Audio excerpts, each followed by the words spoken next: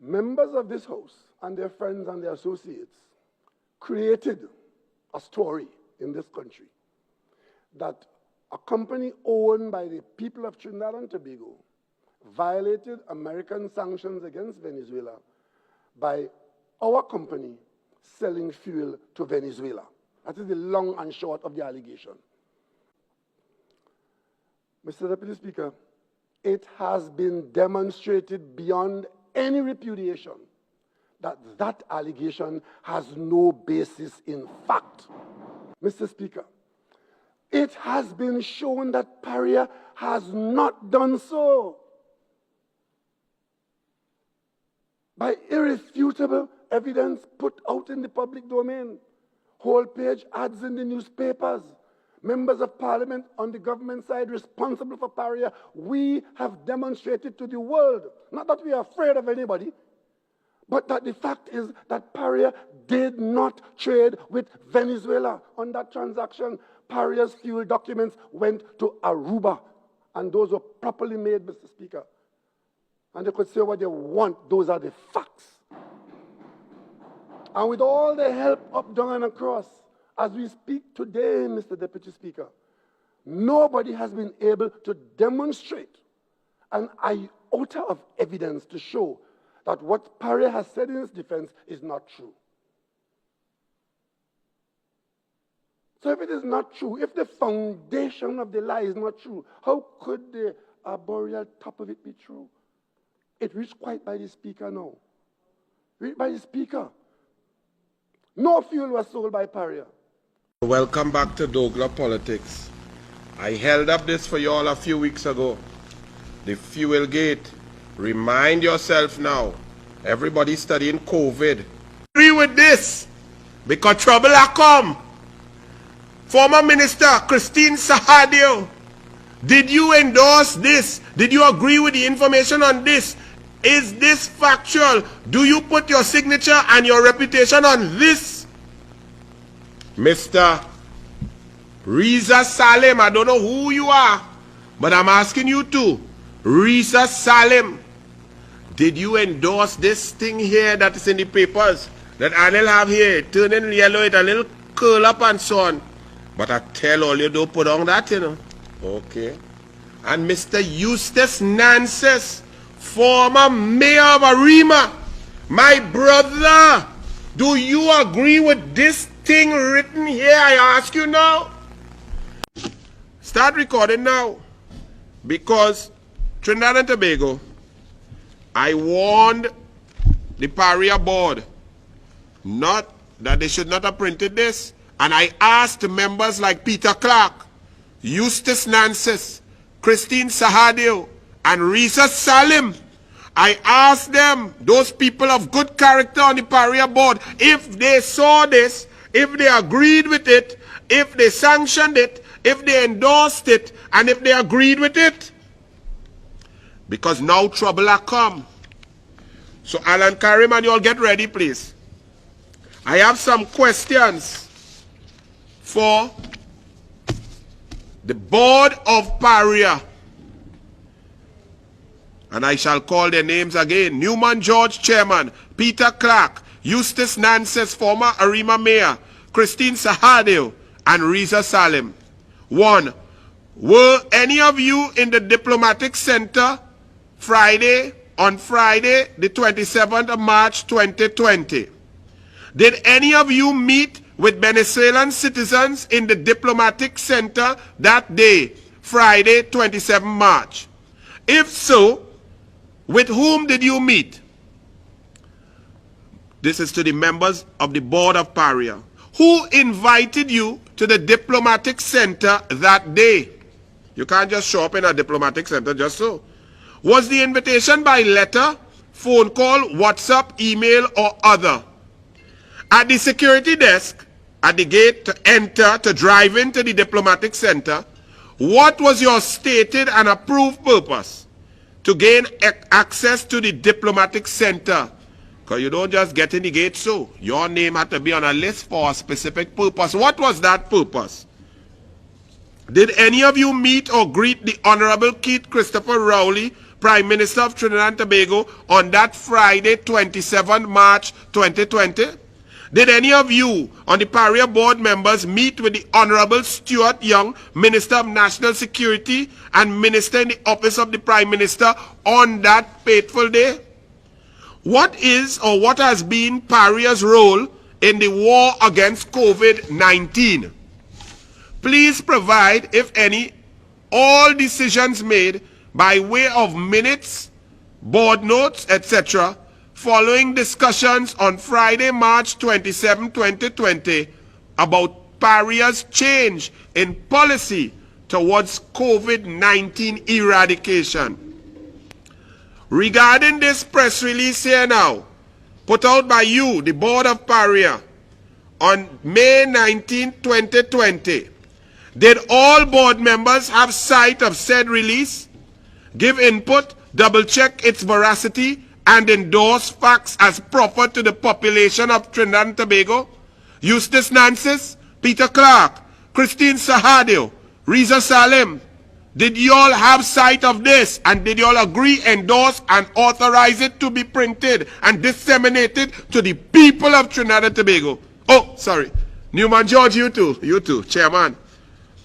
This press release states, on March 28, Saturday, ES Euro Shipping SA approached Paria to purchase gasoline, okay? At the top here, that's what it says. That on the March 28, the day after Delcy left, ES Euro Shipping SA approached Paria to purchase gasoline. All right. This is for the board. Who from ES Euro Shipping approached Paria? Who at Paria received this approach on the Saturday? Because Delcy come on the Friday. So on a Saturday, who received this approach? Was this approach made in person? Was it at the head office in Newtown? Are there security logs, sign-in books available at the head office of Paria? Was the approach made in person, by phone, Skype, video call, WhatsApp, email, or other? And to the Civil Aviation Authority and the immigration officers, did everybody who came in on the sanctioned aircraft, did they leave on the same sanctioned aircraft at the same time? How was ES Euro Shipping aware that Paria had excess gas due to COVID-19 lockdown? Please let us know, Paria. How did these people just know that you have excess gas? And how did you know you had excess gas on the 28th of March? Please provide the board minutes, the board notes, etc., where information on projected domestic demand for gasoline during COVID-19 was given to you and addressed by the board, which led to your decision that we have excess and that the excess could be sold without risking the population's domestic supply. You see, these things is not joke. That the people that we gasoline for we car. We need to see the board minutes, the information that alerted the board that, hey, we have extra gas. Because of COVID, people not going to be driving X amount, and therefore it will be done, and therefore we could sell that and make some money. Okay. Please provide the newspapers. Newspapers, you all can have these questions. I don't care that it's my question. Okay, it's all your questions. So it recorded, it will go back up on Facebook. All media personnel, these are your questions. I take no ownership of them. You all are free to have it. God bless. Go and ask them, get the answers. I will read it in your newspaper. Please provide all information on legal limits of spending approval by executive positions at Paria Limited and the said legal requirements and approach therein. Because this release says that board approval was not necessary for this gasolina purchase. Okay. Do you all, meaning board members, concur that a purchase of 7.9 million US or 55 million TT did not require board approval? Eustace Nances, Christine, former minister in the Ministry of Finance, Sahadio, do you all concur that a $55 million purchase with taxpayers' money does not require board approval? Please let me know. I would love to learn. Do you all agree, board members, that a sale of 5.6 million US or 35 million TT dollars of taxpayer money did not require board approval? Do you all agree with that? Another question to the board members. Is a sanction clause standard industry practice in the sale of large quantities of gasolina? Is that normal? Is it normal practice to have a sanction clause? Did the original contract with ES Euro Shipping have the customary no sanction country clause? If not, why not? Franklin Khan, investigation done? But I'm going to wipe that smile off your silly face, boy. Was this clause subsequently inserted? If so, when and under whose authority was that clause inserted? Because the Paria press release states that on April 23rd, Paria contacted ES Euro and amended the contract to include this no sanction clause. And the only human being who has seen this no sanction clause is Asha Javid. Small pen, you show her the clause. How come the Express didn't print the clause yet? However, here the problem. This same Paria release, however, states that on April 15, 2020, payment was transferred from Deutsche Bank to Paria's bank account at the Royal Bank of Canada. So please tell me, other board members, tell the population, if the contract was fully and completely executed on April 15th as stated by your press release, meaning there was an offer, acceptance, delivery, and consideration was paid on the 15th of April in RBC account, on what legal basis can a duly executed and completed contract then be amended 8 days after completion? You see, you got really plenty problem with the gasolina, Frankie. The gasolina now start. The continuing questions for the Paria board. All media personnel, take it, use it. It's yours. God bless.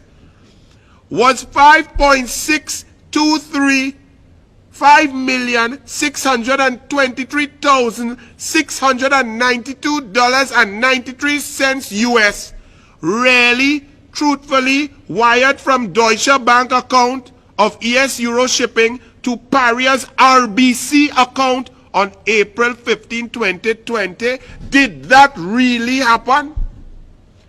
Please provide documentation to the media.